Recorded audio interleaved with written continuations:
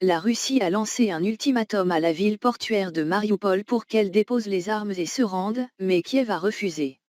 Le bataillon Azov a été dissous, les restes ont été encerclés par des soldats tchétchènes. Nalige Life Newspaper. Environ 100 hommes armés restants du bataillon Azov ont dû se cacher dans l'usine sidérurgique de Marioupol. L'armée tchétchène a encerclé et utilisé des tirs féroces. Au milieu de la semaine dernière, toutes les sources ont confirmé que le siège de Marioupol, la ville isolée du sud de l'Ukraine, se rétrécit. Des correspondants de guerre russes ont révélé qu'en direction de Marioupol, l'armée russe et l'armée de la RPD occupaient plus de 90% du quartier Livobreni de la ville. Pendant ce temps, les défenseurs ukrainiens et les restes du bataillon de la commune Azov se retirent à Karmius à l'ouest de la ville pour tenir bon. Avec la libération d'une vaste zone à Marioupol, l'armée russe et la RPD ont organisé 200 buts pour évacuer les civils. Un grand nombre d'habitants de Marioupol ont été piégés dans les combats dans la ville de Marioupol. Les soldats tchétchènes ont dit aux réfugiés de Marioupol que les combats finiraient bientôt et qu'ils pourraient bientôt rentrer chez eux. L'évacuation en toute sécurité d'un grand nombre de réfugiés est la plus grande bonne nouvelle pour l'armée russe. Cela signifie qu'ils peuvent tirer le meilleur parti de leurs armes lourdes telles que les chars, l'artillerie automotrice, les lance-roquettes et les missiles anti-chars lors de la prochaine bataille.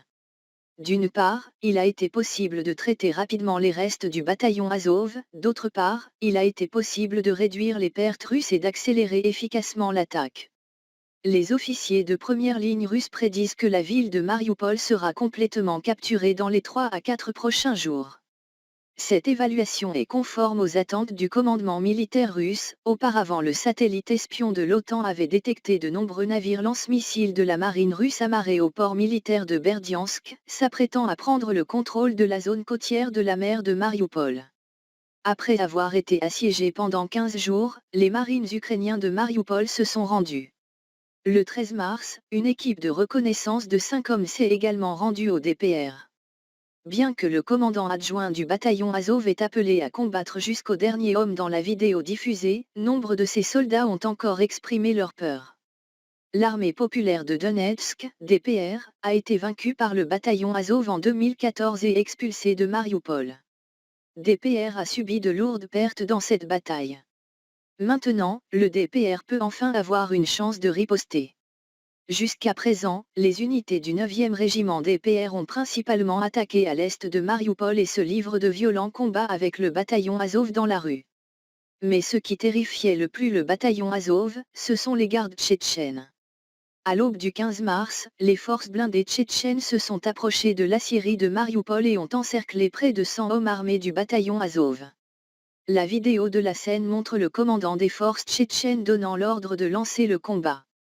Cependant, le terrain et les bâtiments de l'aciérie étaient plus complexes, ce qui était particulièrement favorable aux combattants du bataillon Azov pour se cacher et mener des attaques de guérilla. L'ancienne utilisation des combats de rue ferait inévitablement souffrir les soldats tchétchènes. Pour les combattants du bataillon Azov, se retirer dans l'aciérie était un choix réticent. Car, bien que les aciéries disposent de solides installations de construction et de production, elles seront confrontées au risque de tirs nourris de la Russie, car il n'y a pas de civils ici.